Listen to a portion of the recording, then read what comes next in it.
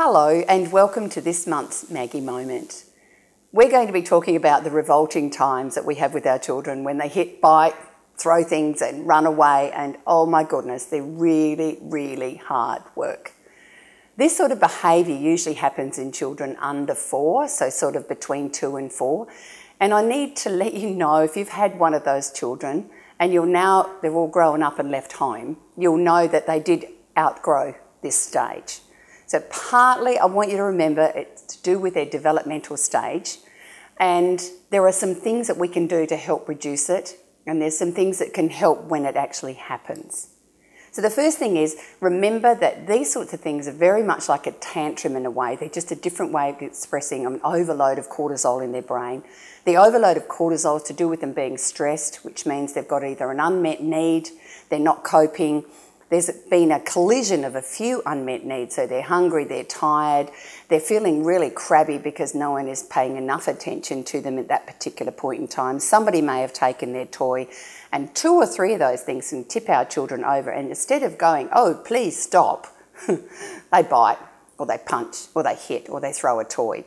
So can you keep that in mind? It's actually the amygdala reacting really powerfully, and our children don't have prefrontal cortexes. So keep that in mind. Remember, it's actually this massive issue going on in the brain about stress, and it all collides at one point. You'll also tend to find this behaviour happens to our most rooster-like child, our quite strong and feisty children.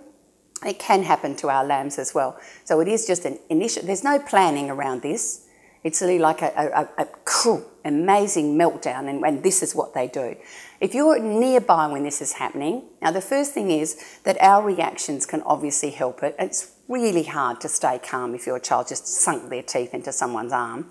But I need you to basically, if you get down as close as you can, hold them and say, I'm not going to let you bite whoever it is. I'm not going to let you do that. Or I'm not going to let you throw that truck. I'm not going to let you hit so-and-so, whoever it is. So we actually physically hold them, and we'd love to squeeze them really tight. Please hold them as gently and firmly as you can, because we are also having to take some deep breaths at this point, because this is not good for us. It triggers stuff in us as well. So remember holding them for a moment, and that can often accelerate what's happening. So be mindful then, you may even need to pull them close into your body, because the brain overload now is going to really peak like a volcano. Think of the tantrum kicking legs on the floor. That's a massive discharge as well. But in this point, they're going to scream and try and hit you. Again, no planning, no intention, a child not coping. Please keep that in your mind. I'm holding them safe. I'm the alpha parent here. I'm going to protect them. Now, this can take quite a few minutes. Please don't try and talk to them. Don't try and rationalise with them. We can't do it at that point. I'd probably, if you could, see if you can weave in a little bit of rocking, because we know rocking can soothe the vagus nerve.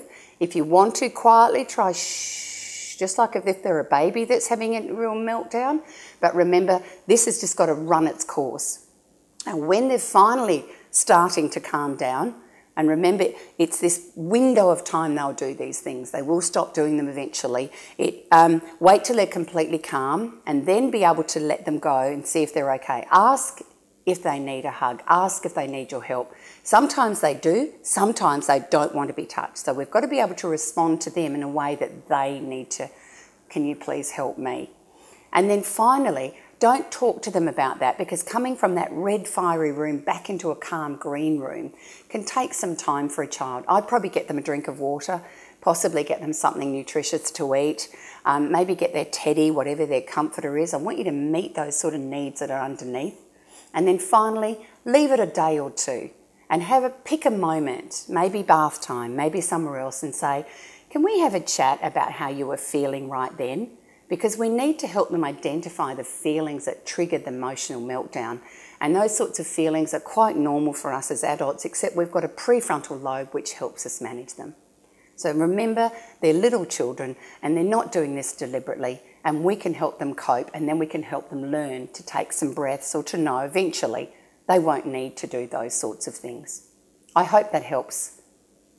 Until next time.